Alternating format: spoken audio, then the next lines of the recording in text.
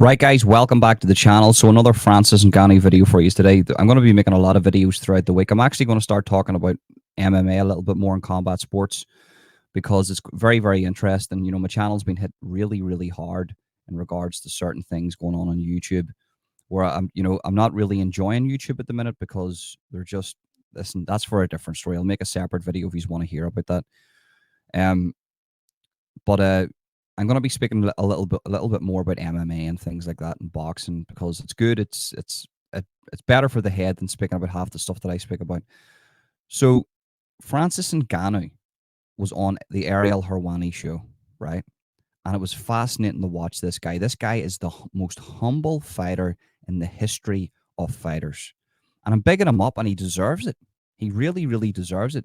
He went on there and he just dismissed everything. He was like, he doesn't care about the M&Ms, the celebrities. He doesn't care about that. He was absorbing this as a fight fan himself. And that's a very hard thing to do. When you go in there and I'm assuming if you go in there and you're fighting, you probably can't see by your own nose because you're worried about losing. He didn't care. He was like, I'm enjoying this.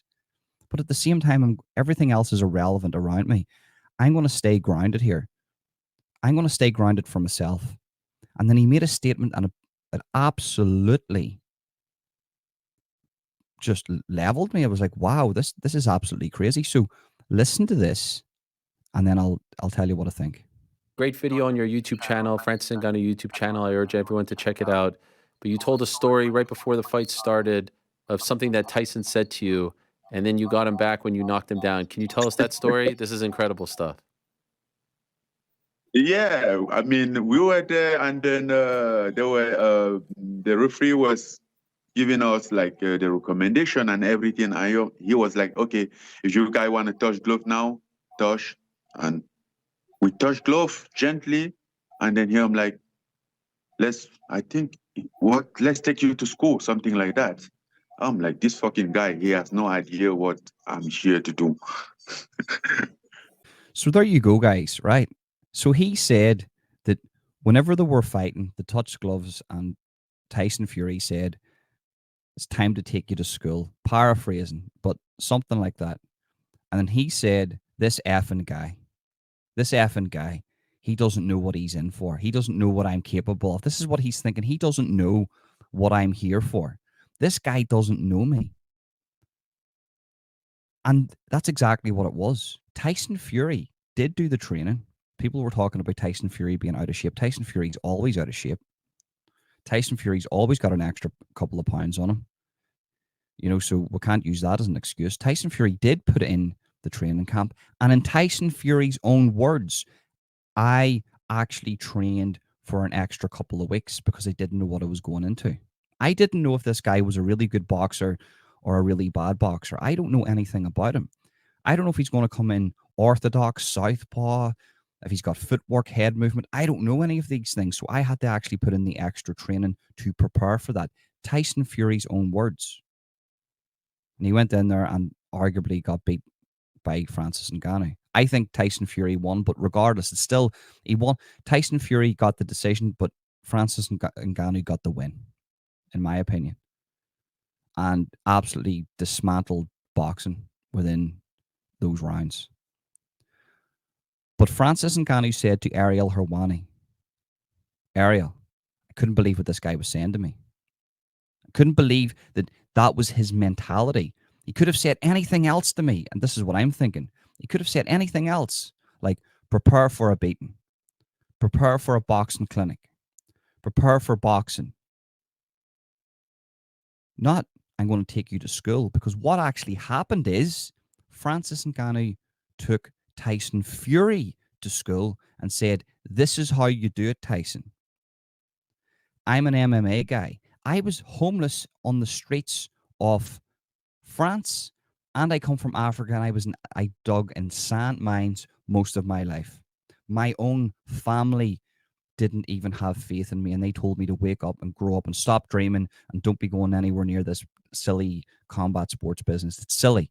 Get back into the sand mines, start digging, and start making money for your family. No, I'm going to live homeless in the streets of France, and I'm going to go after my dreams, and I'm going to do this. And he done it, and he's successful. complete success story. A movie needs to be made of Francis Ngannou's life, 100%. I will buy that for £100, 100%.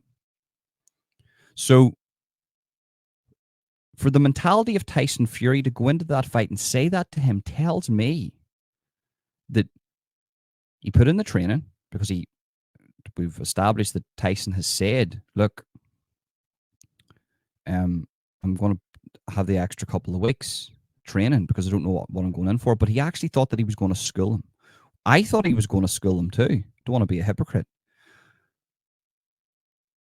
But it was the laugh of Francis Ngannou on the Ariel Helwani show, because he laughed and he says, this effing guy.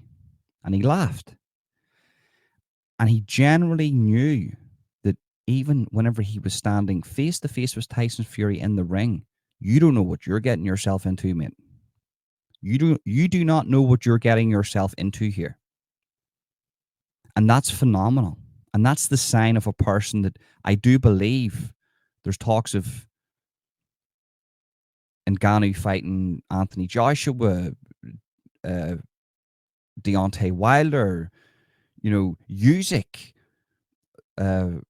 all of them, everybody. Ngannou is a legitimate contender in the heavyweight division of boxing. Who would have ever thought that? And I'm saying to you right now that all of these guys are going to be afraid of Francis Ngannou, and they're going to make excuses not to fight him. You're going to see Anthony Joshua. You're going to see maybe not Deontay Wilder, because he really fights anybody. He doesn't care.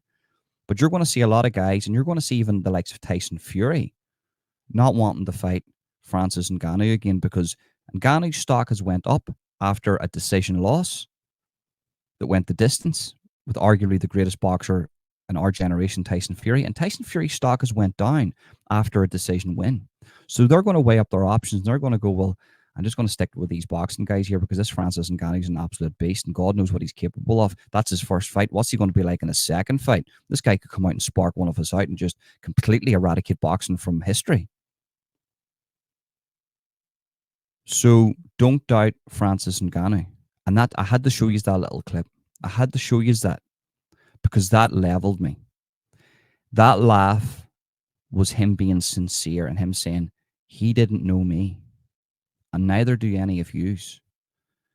Now, obviously, as time goes on, as Francis has boxing matches, he's going to be found out. He's going to be knocked out, or he's going to lose. He's going to lose a fight in a worse fashion. But regardless, this man's made history, and he's here to stay.